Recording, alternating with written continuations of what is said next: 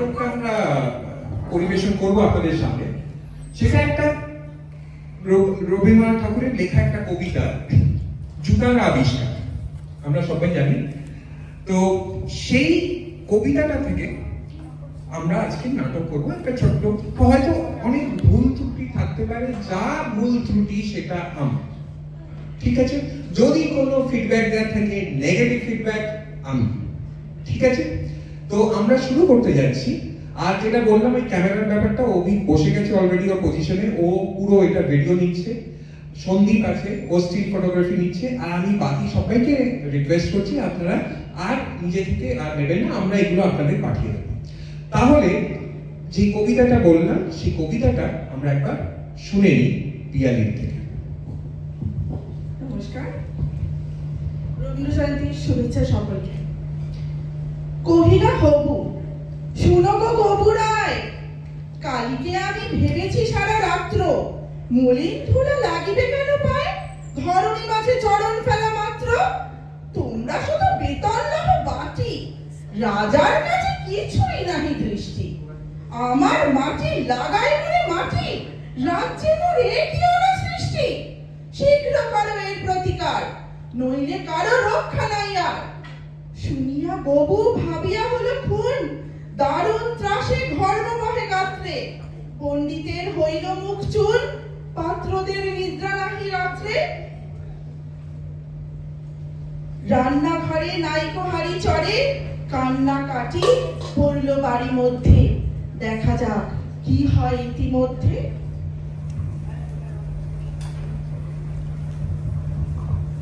জোরে হাততালি হয়ে যাক।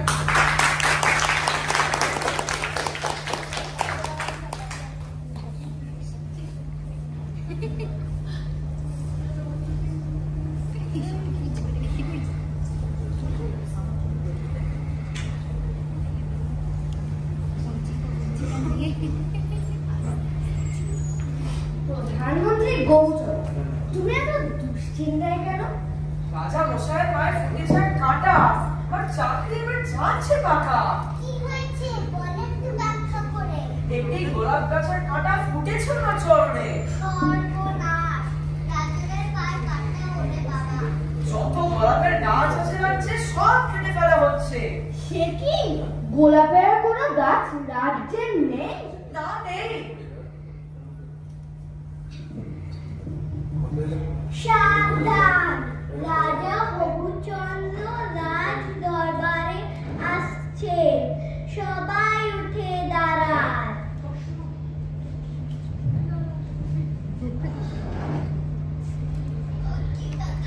কি আনন্দ, আমার মায়ের বড্ড বড্ড। কি আনন্দ, হবুচন্দ্র দেখো তুমি তৈরি, তোমার চাকরি যাবে এক্ষুনি। জাহাপানা, মাফ করবেন কি একবার, এবার আমি মন দিয়ে কাজ করবো। আবার মাপ নয়, এবার সাপ। হয়ে গেছে মহারাজ সাহেব, যত ছিল গাছ গোলাপ।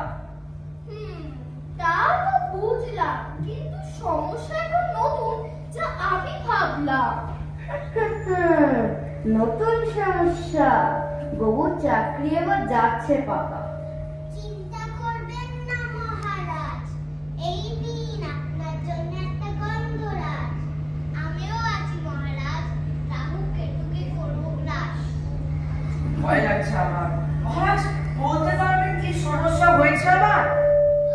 চারিদিকে খালি ধুলা, পাছে হয় আমার নোংরা। সেই সমস্যা কি করে করবো আমি এত ধুলা? কি আনন্দ, সে আমি জানি না গৌচন্দ্র, তবে ধুলা যদি করো না দূর, তাহলে তুমি হবে তৃতীয় ও ষষ্ঠ সুর। গাধা। রাজন, ধুলার একটি কণা জলের থেকে হালকা, তাই ধুলাকে ঢাকবো জল দিয়া।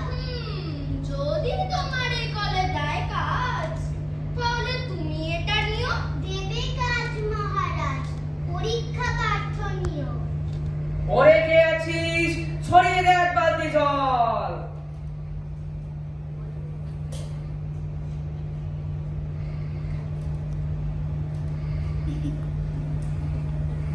মহারাজ, এবার হেঁটে দেখবেন একবার।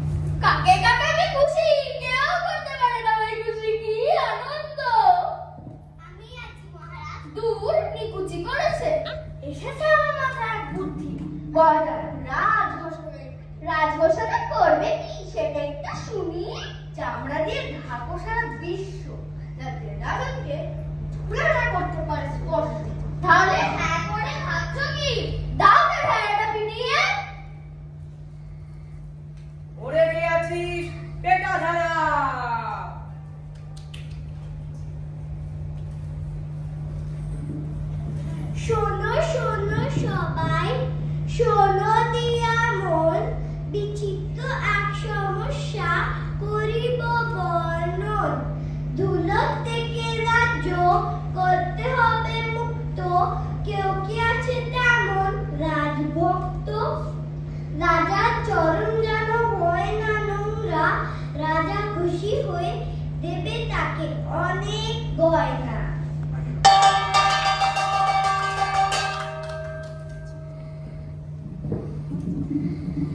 পায়ের ধুলো ঢাকবার জন্য কত অর্থ হবে? যাই দেখা করি কি, যদি বুদ্ধি দিয়ে অর্থ কিছু মিলি, আমি যাব। চলো আমার পিছন পিছন, কোনো কথা বলবে না।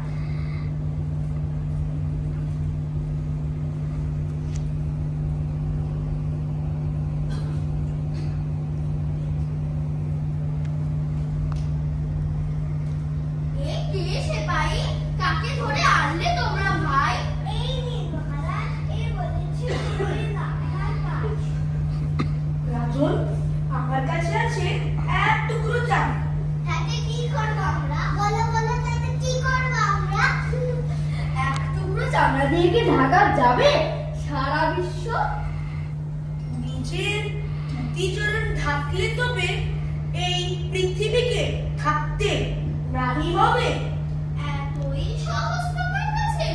এই পণ্ডিতগুলো কি এমনি এমনি আছে?